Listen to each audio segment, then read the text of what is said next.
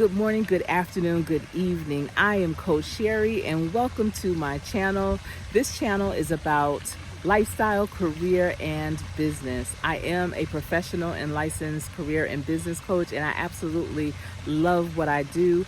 I've learned how to intertwine my lifestyle with everything that I do. So personal, professional, it sometimes overlaps, and I'm bringing it all to you.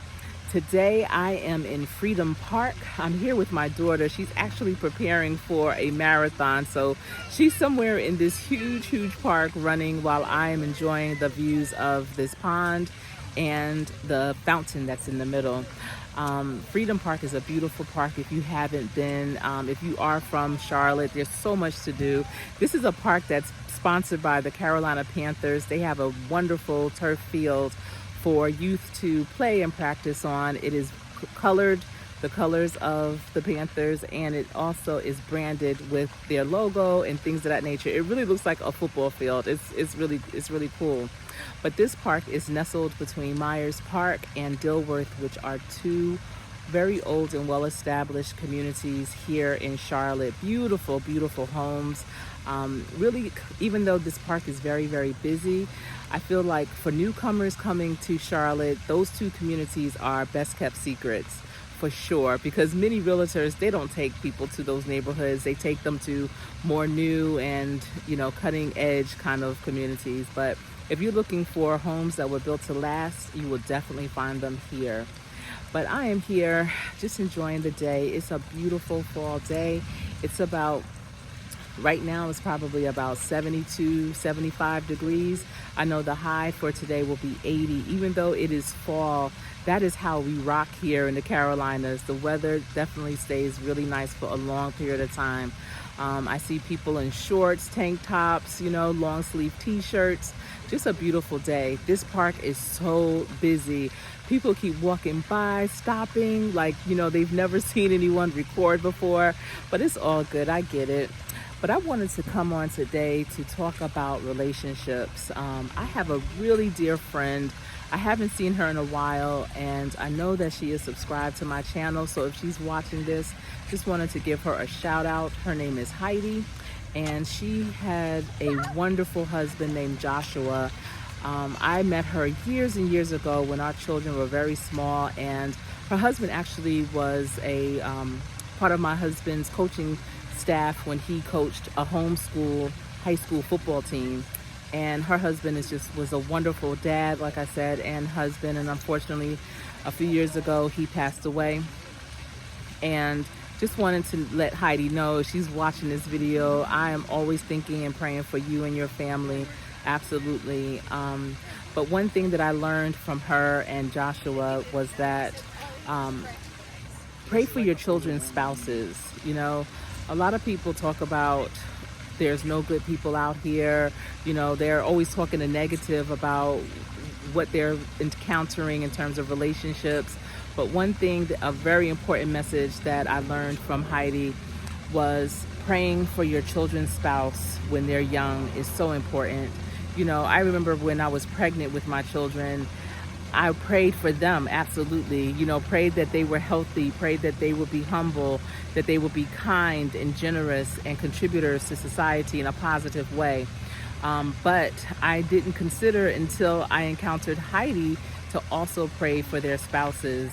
So she was saying, that's important because their spouses are alive, and you want them to have a great upbringing and a great experience in life, so that when they get together with your children, it'll be a great union. And that is so true. So by the time my children were 3, I started praying for their spouses, because I figured their spouses were born and I wanted them to be brought up in a loving home, a supportive home, a safe home, a place that would encourage them to carry those same traditions in their relationships and in their homes. And so that is something that I always communicated to my children, and that is something that they are doing for themselves now.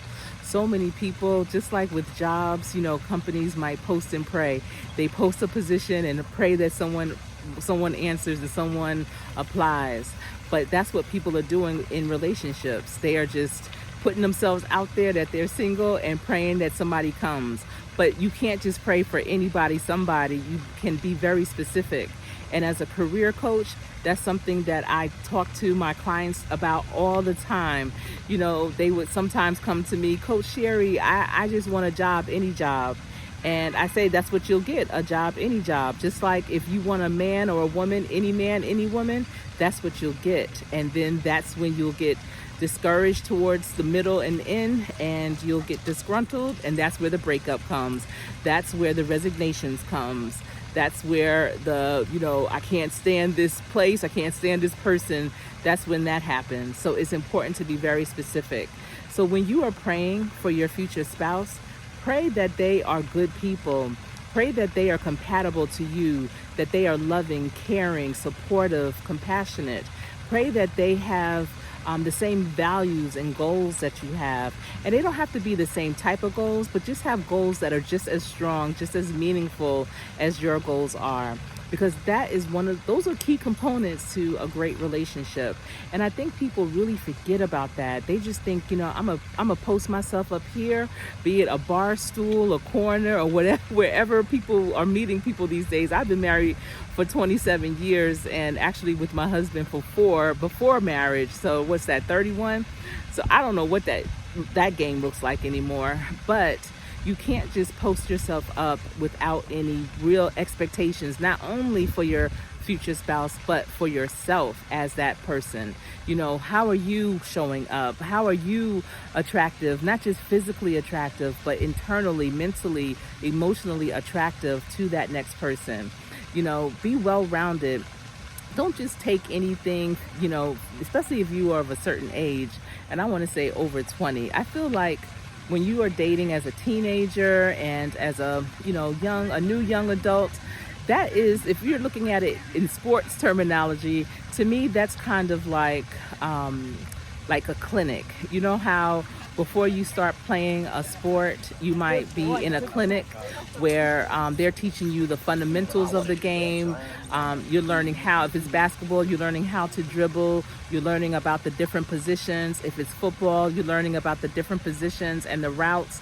But it's not until you get those fundamentals down, then you can try out for teams. You can make teams. You can be a starter. Well, when you're over 21, you should be a starter at that point. And so you will play how you practice. That's why, in some of my previous videos, I always end with play how you practice how you play, because that is exactly what it's like even in relationships. If you are playing or practicing in a haphazard way, if you're practicing how to argue, how to be untrustworthy, how to have that critical eye all the time, how to not have good communication, guess what? When you get into that relationship, that's how you're going to play. You're going to play with a critical eye. You're going to play with no trust. You're going to play without being able to communicate well. So how are you practicing right now before you get into that forever relationship? That is so important.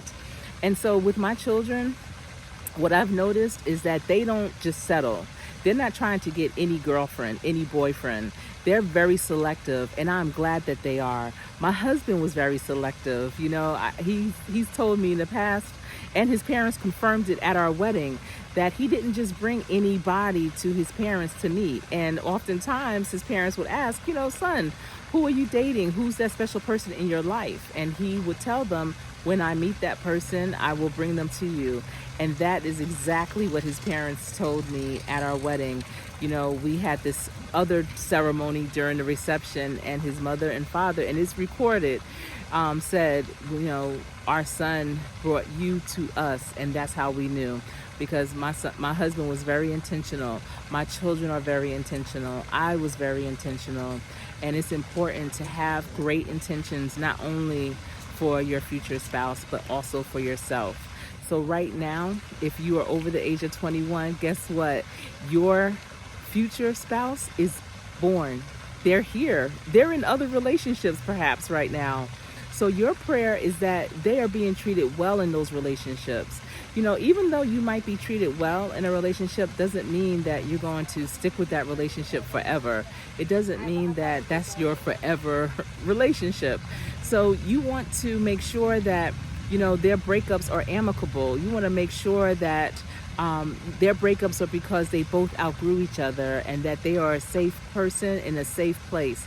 You want to make sure that they are doing things to make themselves better on a daily basis, both personally and professionally, and that they are setting themselves and their future relationship up for success. So those are just some thoughts that I have regarding relationships. Those are things that I teach my children all the time, conversations we have with our children all the time. And I'm encouraging you, whether you have young children, no children, older children, whatever the case may be, that you start having those types of conversations. And of course, for you as a parent to start praying for your children's future spouses. That is so, so important.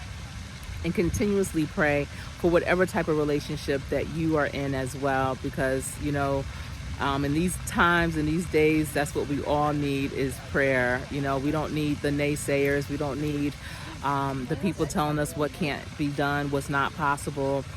Those are the obvious. We want to really uplift and talk about the possibilities, the possible things.